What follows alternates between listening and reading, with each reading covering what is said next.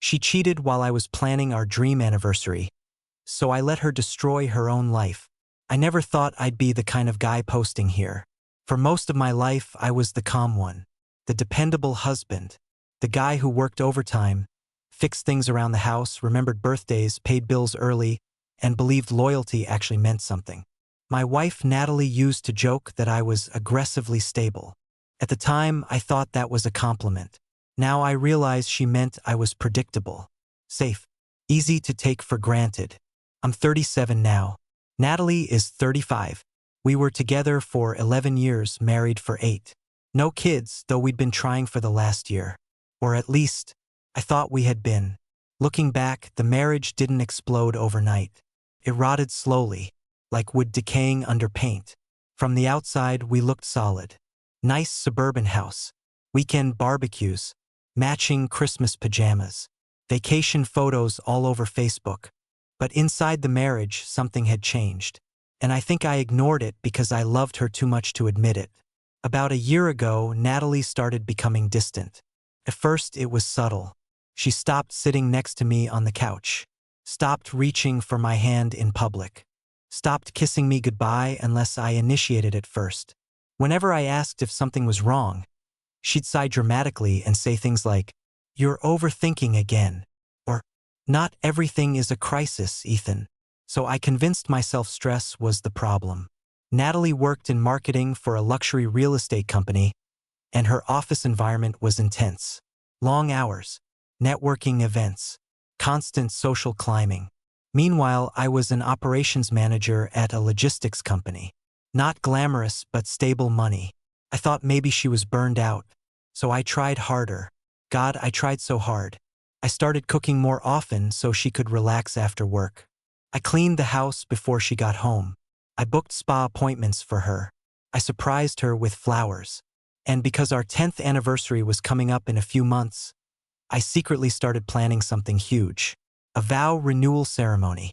Not because she asked for one, because I thought we needed something beautiful. Something that reminded us who we used to be. I rented a lakeside venue 2 hours outside the city. Nothing flashy, just elegant and intimate.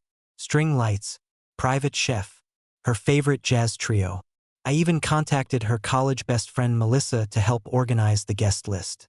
I spent 6 months planning it. 6 months while my wife was sleeping with another man. I found out completely by accident. One Thursday night, Natalie told me she had a late client dinner downtown. That wasn't unusual anymore. She'd been working late constantly. Around 11 p.m., I realized she'd accidentally left her iPad at home on the kitchen counter. I wasn't snooping, at least not initially. The screen lit up while I was walking past it. A message preview popped up. "Dylan, still thinking about last night.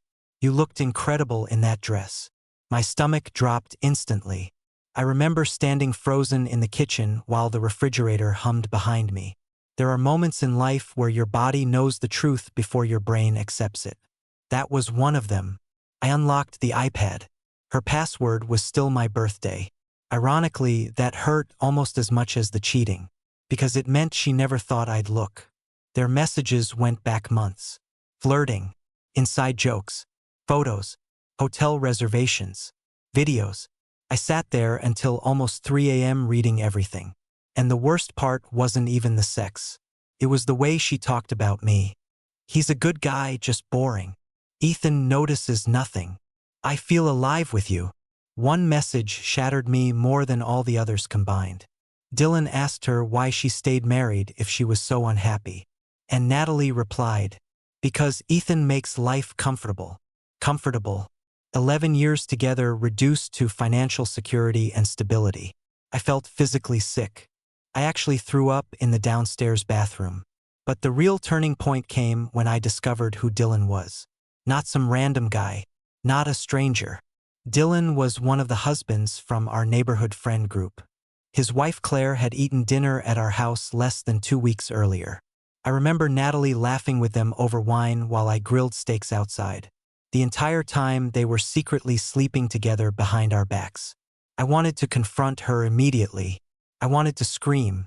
Instead, I did nothing. And honestly, that saved me. Because the next morning Natalie kissed me on the cheek and said, "Sorry I got home so late. Work was exhausting." Then she smiled at me. Smiled. Like I was stupid. That moment changed something inside me. The grief turned cold. Controlled. I decided if she wanted to lie to my face, then I would let her keep lying while I learned the full truth. Over the next 3 weeks, I became an actor in my own marriage. I played the loving husband perfectly. Meanwhile, I documented everything. Phone records, screenshots, hotel receipts, emails, hidden credit card charges. I discovered the affair had been going on for almost 9 months. 9 months while we were trying for a baby. 9 months while she watched me plan anniversary surprises. 9 months while she let me believe our marriage was struggling because of stress. The deeper I dug, the uglier it became. Natalie wasn't just cheating. She was mocking me for trusting her. One message from Dylan read, "Does Ethan seriously believe you're at yoga every Thursday?" Natalie replied, "He'd believe anything if I smile at him."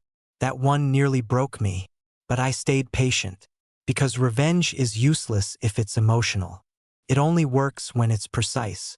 Then fate handed me the perfect opportunity. Natalie's company was hosting a massive luxury real estate gala at a downtown hotel. Huge event. Investors, executives, local media, and she was helping organize it. She talked about it nonstop for weeks. What she didn't know was that Dylan would also be there with his wife Claire. That's when the plan came together. I contacted Claire anonymously first. Not because I wanted revenge on her. Because she deserved the truth before the explosion happened publicly. We met at a coffee shop 3 days before the gala. She looked nervous sitting across from me, until I showed her the screenshots. I'll never forget the way her face changed. Like someone drained all color from her body. She cried quietly while scrolling through months of messages. Then she asked the same question I'd been asking myself for weeks. How could they do this to us? I didn't have an answer, but Claire surprised me. After the shock wore off, she looked me dead in the eyes and asked, "What are you planning?" I told her everything. And to my shock, she smiled. Not happily. More like someone finally deciding to stop being a victim. The night of the gala, Natalie wore a black designer dress I bought her for our anniversary photos. That detail still makes me laugh now. She spent an hour getting ready. Hair, makeup, perfume. Meanwhile, I acted completely normal. Before she left, she kissed me and said, "Wish me luck tonight." I said, "You're going to have a memorable evening." She smiled without understanding what I meant. An hour later, Claire and I arrived separately at the hotel ballroom. The event was packed. Champagne, live music, rich people pretending to care about each other. And right there near the center of the room stood Natalie and Dylan laughing together like they were the stars of the world. Neither of them noticed me at first. Claire did. She walked directly toward Dylan. I walked toward Natalie. The timing was perfect. Natalie turned pale the second she saw my face. Not guilty pale, terrified pale. Because deep down, she knew instantly. She knew I knew. Dylan looked between me and Claire like his soul left his body. I calmly handed Natalie an envelope. Inside were printed screenshots of their messages. Every disgusting one. Then I said the line I'd rehearsed in my head for weeks. "You should probably read those before pretending to be happily married in front of everyone." Claire threw her wedding ring directly at Dylan's chest. People started staring immediately. Natalie whispered, "Ethan, please." And for the first time in months, I interrupted her. "No. You lost the right to ask me for anything." Then I walked away. That should have been enough. But karma wasn't done with them yet. Turns out workplace affairs become a huge issue when executives discover employees used company events and travel budgets to sneak around together. Especially when screenshots start circulating. Natalie lost her job within 2 weeks. Dylan's wife divorced him almost immediately. And because he worked in finance for Claire's father's company, he lost far more than his marriage. Meanwhile, Natalie suddenly wanted honesty, therapy, second chances, long emotional speeches about mistakes and self-sabotage. Funny how clarity arrives once consequences do. She cried constantly after I moved out. Said she didn't realize what she was destroying. But the thing about betrayal is this. It rewires your memory. You stop seeing the person you loved. You start seeing every lie hidden underneath them. The woman I missed never actually existed. Not completely. The divorce took almost a year. And honestly, the revenge felt good for about 5 minutes. After that came grief. Real grief. Not just losing her. Losing the future I thought I had. Losing trust. Losing the version of myself that believed loyalty guaranteed safety. But eventually something changed. I stopped surviving day to day. I started rebuilding. I got back into shape. Started traveling again. Reconnected with friends I'd neglected during the marriage. And slowly, life stopped feeling heavy. About 6 months ago, I heard Natalie moved to another city. Apparently things with Dylan crashed almost immediately once the fantasy became reality. Shocking. Last week she emailed me for the first time in nearly a year. Just one sentence. I really did love you, you know? I stared at it for a long time, then deleted it. Because maybe she did love me in her own broken way. But love without loyalty eventually becomes selfishness. And selfishness destroys everything around it. The strange thing is, I don't hate her anymore. I just see her clearly now. And clarity is a kind of freedom.